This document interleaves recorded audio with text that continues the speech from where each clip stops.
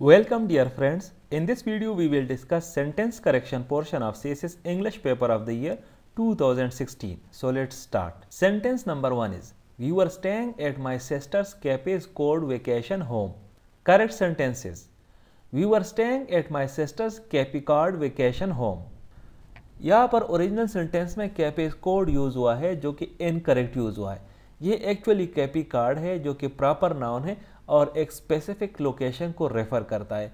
दूसरी बात यह है कि ये कोई पोजेसिव फॉर्म नहीं है।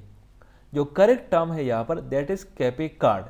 कैफे कार्ड जो है ये एक्चुअली यूएसए मैसेच्यूसेट्स में एक कैफी है जो कि मशहूर है वेकेशन होम्स के लिए और बीचेस के लिए। तो हमारे पास जो करेक्ट सेंटेंस बनेगी that will be we were staying at my sister's cafe card vacation home.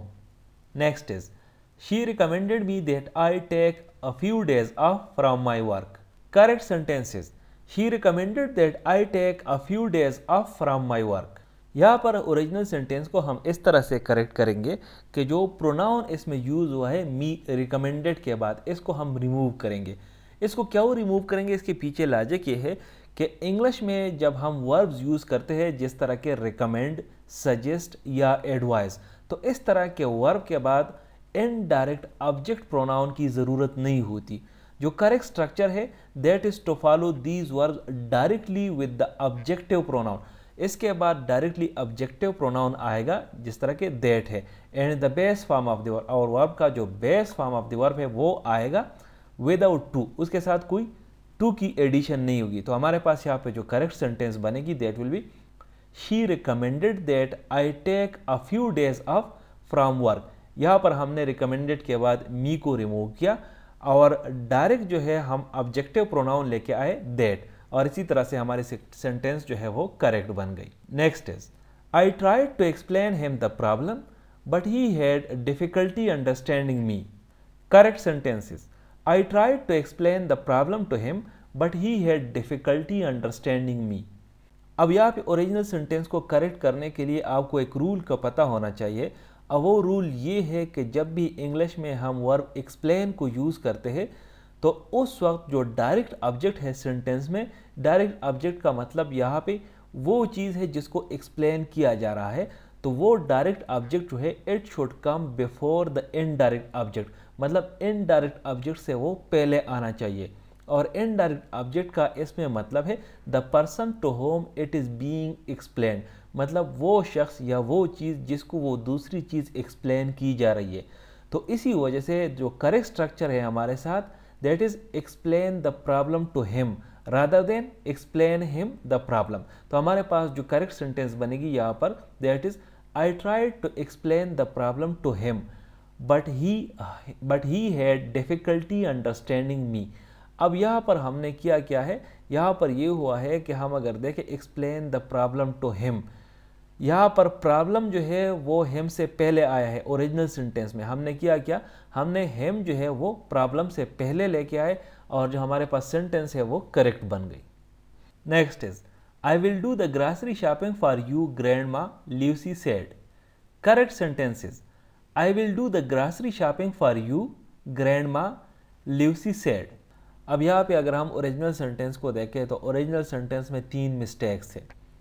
पहली बात तो ये है कि ग्रैंड माँ में जी को हमने कैपिटल करना होगा क्योंकि यहाँ पे ग्रैंड माँ एक स्पेसिफिक पर्सन को रेफ़र करती है, और स्पेसिफिक पर्सन को जब रेफ़र करती है तो इसका मतलब है कि ये एक प्रॉपर नाउन है, और सेंटेंस में जब प्रॉपर नाउन होता है तो उसका पहला अल्फ़ाबेट कैपिटल होता है। दूसरा जो इसमें मिस्टेक है वो ये है कि यू के बाद हमने कामा लगाना होगा, और इसके पीछे रीज़न ये है to separate the direct address, यहाँ पर जो डायरेक्ट एड्रेस है that is grandma from the rest of the sentence, and after grandma to set off the direct address from the rest of the sentence. तीसरी बात यह है कि यहाँ पर जो टेक्स्ट है आई will do the grocery shopping for you, इसको हमने कोटेशन मार्क्स में इंक्लोज करना होगा क्योंकि ये लूसी के ओरिजिनल वर्ड्स है।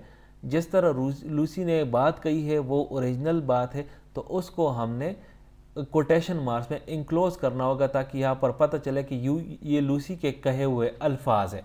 तो हमारे पास जो करेक्ट सेंटेंस बनेगी that will be I will do the grocery shopping for you grandma Lucy said. Next is We took a tent, a cooler and a sleeping bag. Correct sentences. We took a tent, a cooler and a sleeping bag. अब यहाँ पे जो original sentence है वो grammatically correct है और इसमें कोई चेंजेस की ज़रूरत नहीं है, क्योंकि it follows the rule of using comma before the conjunction and when listing 3 और मोर आइटम्स इन अ सीरीज। यहाँ पर ऑक्सफोर्ड कामा यूज़ हुआ है, या इसको सीरियल कामा भी कहा जाता है, जब 3 या 3 से ज़्यादा ऑब्जेक्ट्स एक सेंटेंस में आते हैं और फिर उसमें हम एक कंजंक्शन को यूज़ करते हैं आखिरी ऑब्जेक्ट को बाकी वाले ऑब्जेक्ट्स को मिलाने के लिए। तो एंड से पहले और आखिरी ऑब्जेक्ट से के बाद वहाँ पर एक कामा आएगा, उस कामा को हम ऑक्सफोर्ड कामा या सीरियल कामा कहते हैं।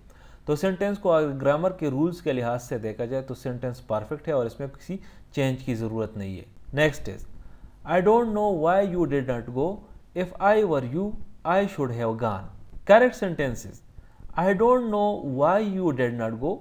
If I were you, I would have gone. अब यहाँ पे ओरिजिनल सेंटेंस में should have gone माजी के एक रिग्रेट को एक्सप्रेस करने के लिए यूज़ हुआ है, जो कि एक चीज़ के बारे में है कि वो वाक़ई नहीं हुआ है। लेकिन इस कंटेक्स्ट में अगर हम देखें तो इस कंटेक्स्ट पे ज़्यादा एप्रोप्रिएट हमारे साथ बनता है would have gone, क्योंकि the use of would have gone indicates a hypothetical situation in the past which aligns better with the conditional mood established by if I were you. अब यहाँ पर इस सेंटेंस में जो है एक हाइपोथेटिकल सिचुएशन है पास्ट में, तो जब इस तरह की हाइपोथेटिकल सिचुएशन होती है और जो मूड इस्टेब्लिश हो रहा है by if I were you say, तो यहाँ पर जो हमारे पास करेक्ट सेंटेंस बनेगी उसमें हम शुड हैव गॉन के बजाय वुड हैव गॉन लगाएंगे और हमारे पास सेंटेंस करेक्ट बन जाएगी। तो हमारे पास जो करेक्ट सेंटेंस बनी है यहाँ पर that is I don't know why you didn't go, if I were you I would have gone. Next is Kevin says he stopped to travel internationally because of his family. Correct sentences Kevin says he stopped travelling internationally because of his family.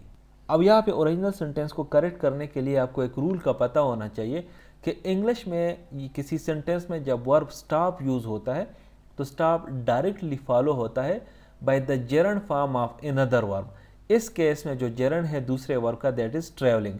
यहाँ पर फिर आपको preposition to की ज़रूरत नहीं है, preposition to यहाँ पर रिडंडेंट है because the gerund form is used because it acts as the object of the verb stopped. तो हमारे पास जो करेक्ट सेंटेंस बनेगी that is Kevin says he stopped traveling internationally because of his family.